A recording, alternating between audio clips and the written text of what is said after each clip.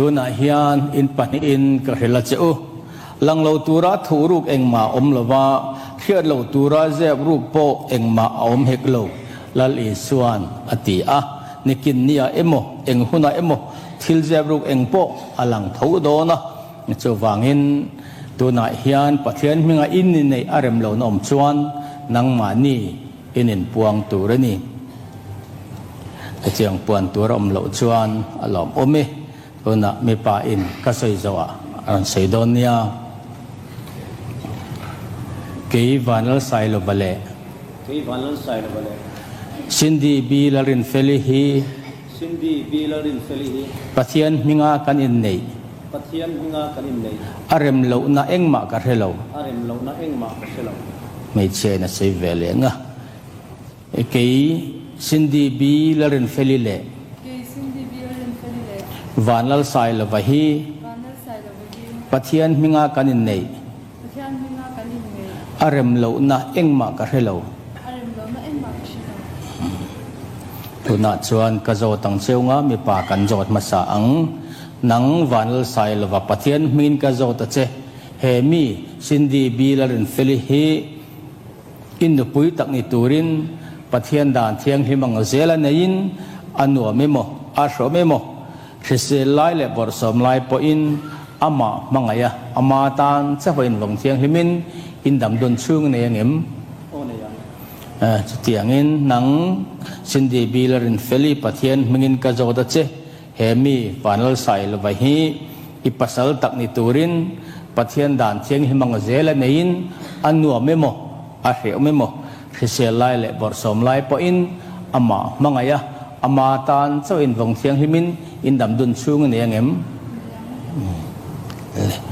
in kut ding lam ve ve lovin sui ru le me pa in ka soi zo a soi le nga ke vanal sai lo hian nang sindi bilarin feli hi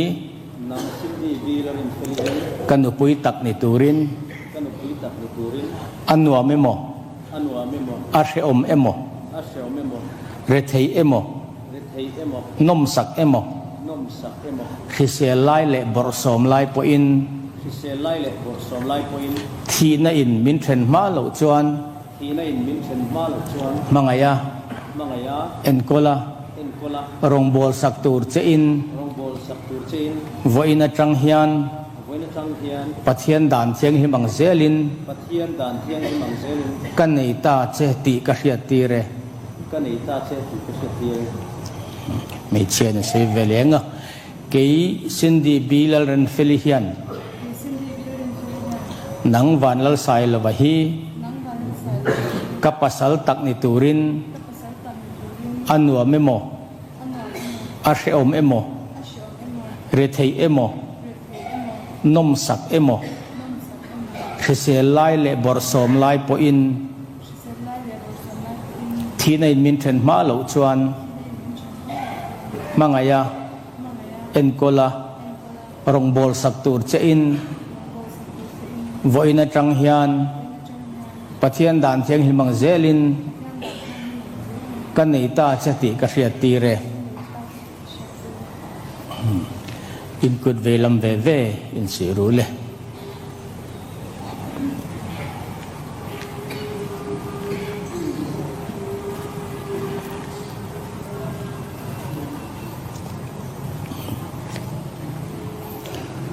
pathian dan thiang himang zelin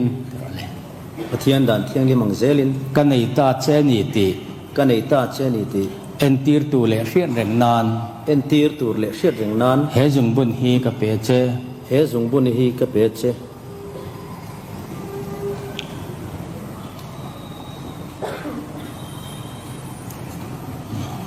okay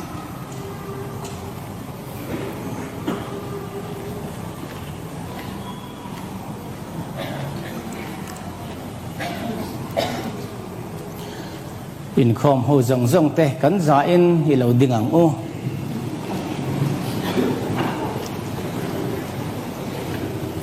tuna hian van lal sai la vale sindi bi lalin felite hian pathian dan cheng him ang zela nu pa ni turin pathian le ako ran ho ma a thu thlungin an lo nei ta a chuwangin heram dan le pathian dan thiang hlimang zela nu patak an ni ta ti kapuange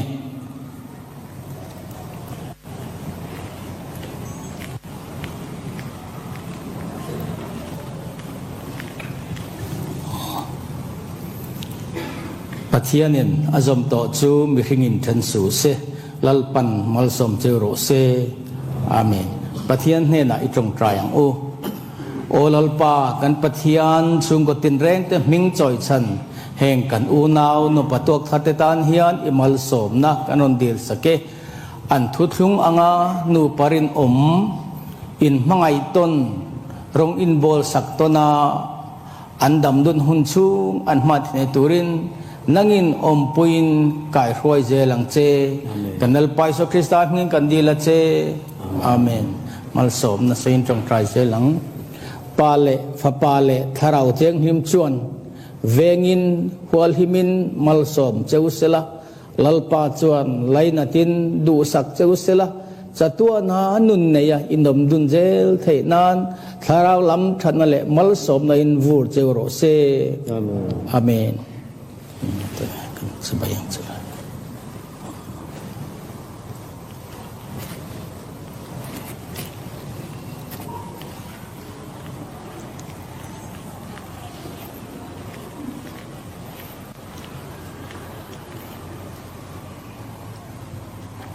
Anu patuak tharte len thiante an ladinganga midang chu ithuang ule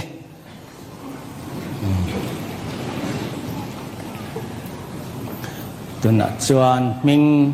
kan lo siak anga ran chho rule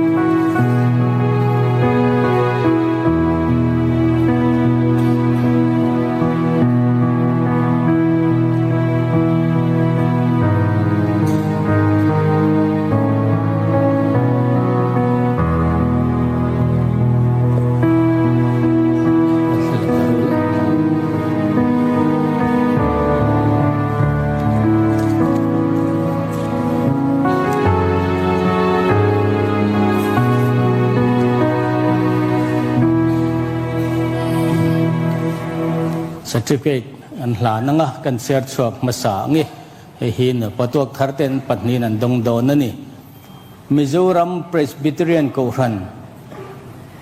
Presbyterian Church of India in nei certificate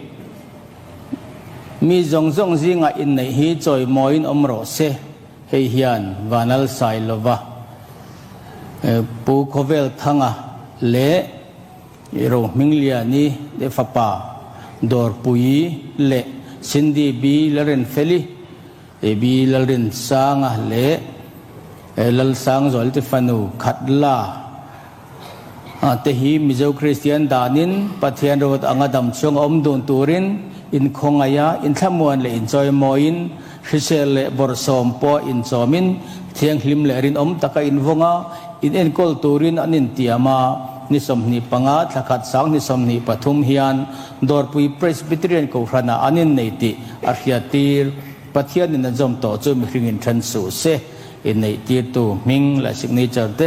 registration number te ziak an bok he kan patok tharten an panin lo dong don sela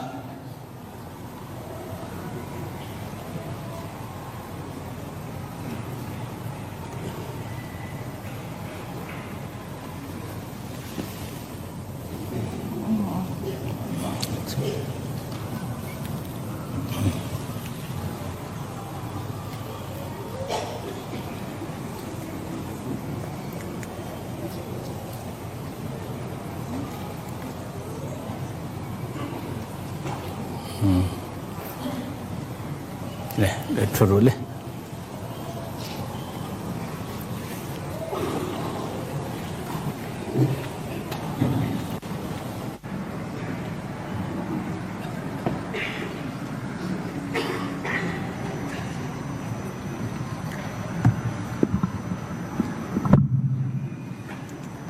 pathian thu ngai thang u Galatia bungruk chang som palina Galatia bungruk chang som palina ke ero chuan kanal pa Isu Krista cross lo chu ka chuat lo tur zia mai chu mi zara chuan khovel hi katan khen be ina omta ke po khovel tan khen be in ka omani ke ero chuan kanal pa Isu Krista cross lo chu